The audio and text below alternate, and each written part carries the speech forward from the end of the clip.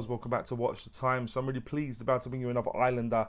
I think at this point, you know, I really like Islander watches.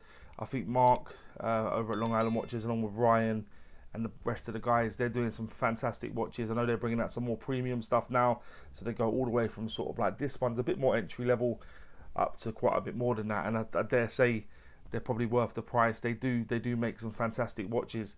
This is the Islander Mitchel DAY-T, or obviously date given the dial. It's the ISL-188, and I really like this watch. One special thing about this watch, guys, just to put it in early, you'd have seen in the intro, in the description, I'm also going to be giving this watch away. I'm a little bit late in bringing this video up, problems with customs and stuff, but I'm really pleased about to bring you this watch. Long Island Watches gave me this at a very preferable price, so that I could give it away to one of you lucky guys. So please, if you want to be in with a chance of winning this watch as well as watching the review, what you need to do is like, comment, subscribe. Pretty straightforward. Like, comment, subscribe, and then next Sunday, so this review comes out on a Sunday, I'll give it a week to run. People can add their name into the hat, and if you're lucky enough to win, I'll do a video where I just draw the winner, and I'll go through some details of how you can contact me. But thanks very much for tuning in. I do appreciate all your love and support. Good luck with the giveaway, and I hope you enjoyed the video. So with that being said, let's get the camera turned around and get on with it. Hi guys and girls, so this is the watch. As you can see, the normal Islander box. But yeah, you're not buying these watches for the box. A bit like some of other sort of affordable watches, you're buying them for the watch themselves. Warranty and instructions inside, very limited card. I will take it out just very quickly. Just gives you some information to where to go on to do that. But pillow, and that's the box. Very primitive, but it does the job. And this is the watch. This is the ISL-188, also known as the Mitchel, and they call it a DAYT or DAY-T. I don't know how you should pronounce it, but I think we can agree it is a beautiful looking piece, one that I really wanted to get in. And so obviously, as I said in the intro, to mark the occasion, I want to give it away to one of you lucky people. So we'll talk about that at the end of the video, once we've done the review. But do stay tuned to work out and find out how you got to enter to be with a chance of winning this beauty. And I'll also touch upon a few other details. Actually, I'll do that now. So essentially, from talking to Mark over at Long Island Watches, he said that he really wants to improve or build more of a base of sale over in the UK. So what they're looking to do is they're looking to cover import charges for watches that they post over here. I didn't have to pay import on this. They trialed this out with this and I didn't, so that's a good sign. And I'm sure that would be the case for you guys. It will just mean there's no hidden cost when you buy one of the watches. Not that they're not worth it, but Mark's a good bloke. He wants to make sure that you're paying what you pay at the point of sale is what you end up paying. So that's what they want to go with. So yeah, just bear that in mind, guys, and I'm sure I'll cover it in more videos moving forward. But let's crack on with this review. So as I said, ISL-188, also known as the Mitchel DAYT or DAY-T. Inside, it's running an automatic Seiko NH36 movement. I'll bring some information up about that movement now. You've seen this movement many times. Rugged, reliable movement. NH series of movements are tried and tested. Very good movements by Seiko. 24 joules, 41 hour power reserve, 21,600 beats per hour, and they run well within those parameters in terms of timing. So yeah, fantastic movements. There's a good reason they use them in so many watches. The construction of the watch itself, so obviously apart from the crystal and the strap, is all 316L stainless steel and the exhibition case back. So that would be the fixed bezel, case, crown, outer part of the exhibition case back and pin buckle clasp. 316L stainless steel, all brushed, and very nice given it's a field watch, quite hardy. You haven't got to worry really about scratch marks given the fact it's all brushed. See it all brushed and nicely brushed as well. Sort of very satiny type brush, nicely done.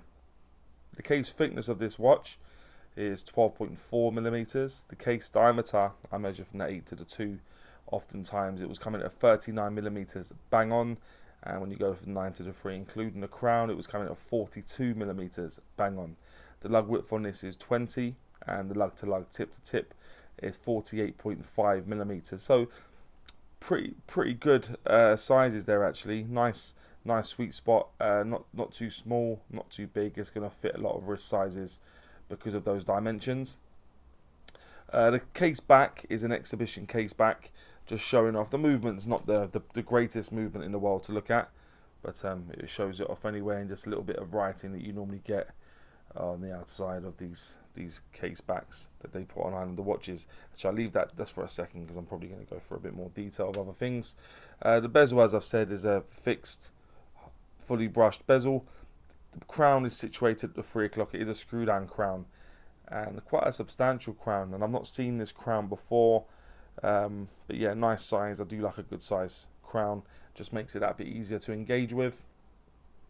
The strap is a canvas strap on the top, leather at the back, sort of like, yeah, that suede type leather, and also it has reinforced holes just so that it doesn't start fraying as easy when you put in the pin buckle clasp, securing it and stuff. And yeah, the pin buckle clasp, all brushed as well, can keep them with the watch, and has got the Islander logo on it. I do like that. I do like their logo. It's not in everyone's taste, but I like the logo. I think it looks pretty cool, nice and clean, and pretty basic. And if you see it, you know what it is, which is what a logo should be. The crystal covering the dial, as is on the bottom. Actually, I let the cat out of the bag. Sapphire at the front, sapphire at the bottom.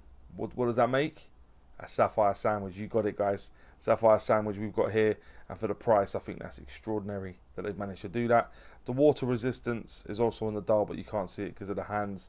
But it is 100 meters, so that'll give you 10 atmospheres of water resistance, and the weight will appear in the top right hand corner. It is 69.5 grams all in. It's a good size, good specs. Let's have a look at the dial now, guys, in just a little bit more detail. So what you've got is you've got a minute track going around the outer edge. None of the elements are applied. It's all printed on. But I'll bring the loom shot up now. The loom shot on this is fantastic. I was really surprised, actually. Nicely loomed, not messing about. They've put a fair bit of loom on there, so I thought I'd get that out of the way double quick. But yeah, so you've got numerals from 1 to 12 on the larger. Inside you've got 13 to 24 for the 24 hour.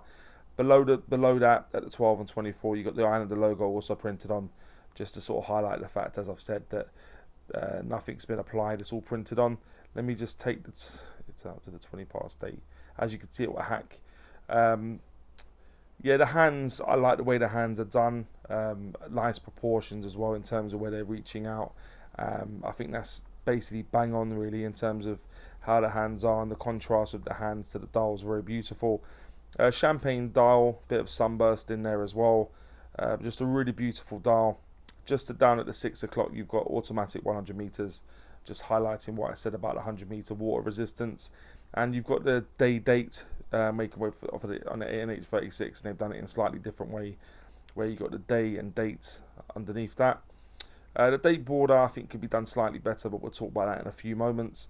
But as I say, NH36 movement, take it out, it will hack. Put the crown back in, it will start back up again. You can hand wind it by turning it away from you. If you take it out to one position, which obviously my fat fingers won't let me, if you twist it away from you, it will change the day. Twist it towards you, it will change the dates, and so on and so forth. As I say, crown will wear a hack, so you can set it accurately, put it back in, start back up again. Let me just put the crown back in. As I say, really nice crown, really nice and smooth, and it pops about as much as you want it to pop. Enough pop, a little bit of bounce. That's done very, very well. So yeah, screw it back up. So that's the dial, guys. That's the movement. Let me just pop it on the wrist quickly, give you an idea of what it looks like on my wrist. My wrist is just above a 7-inch wrist for your reference, and that's what it looks like on me. Really nice piece. Yeah, very, very nice, very attractive. Although it's a field watch, you can imagine wearing this in more smart conditions as well. I don't think it would look out of place, if I do say so myself. Let me just give it a quick wipe, and then we can crack on with the things that I think are pants and pucker about the watch. As I always do, I like to start with pants. I like to go on a high with pucker. So what I think is pants, not a lot, guys. I was looking forward to receiving this watch. It took a little while in the post, but it was definitely worth the wait. The only thing I would say in terms of what I think is that pants is the date border. I'll bring it up just a bit. I feel like it needs to just be slightly lower for it to be more central so you can see what day is. You can obviously make it out, but it's not centralized in the date border or the date window. So yeah, that would have been nice for it to just come down maybe a mil or so. So yeah, that's just a date border. Nothing else to say for Pukka pants, excuse me. But we do have an awful lot to say for Pukka, so let's crack on with that. So what I think is Pukka, yep, Sapphire sandwich. My favourite sandwich, I must say. I do like a BLT, but Sapphire would probably be my favourite sandwich, no doubt. The dial, no points for guessing. I'm going to say the dial. That dial was beautiful. I think there's a few different other colour variations, but this was the one that I really wanted to look at. I've got some Khaki King vibes. I've got the Champagne Dial Khaki King, and I think if you wanted a sort of Khaki King on a budget, this could do you the treat. The legibility, yeah, legibility on this is fantastic. I've not had any issues telling the time. I'm not sure if there is any AR coating on there, but I wouldn't be surprised if there is, given the fact it's very legible, very easy to have a look at and glance down and tell the time. The hands, as I said, nice proportions on the hands, done very, very nice, very clean, and the loom as well. The movement, an H36 movement for this is bang on, really, especially, and for the price as well, very, very good. The crown, generally, I like the size, I like the engagement. The crown is done fantastically well, and just the general look, put my teeth back in, the general look on this is fantastic. I think this is a real eye catcher, functional, very, very nice watch. Not much else to say, to be honest, guys. So just to surmise what I think is Pukka, is I'll go with the Sapphire sandwich, the dial, the legibility, the hands, loom, movement, crown, and general look.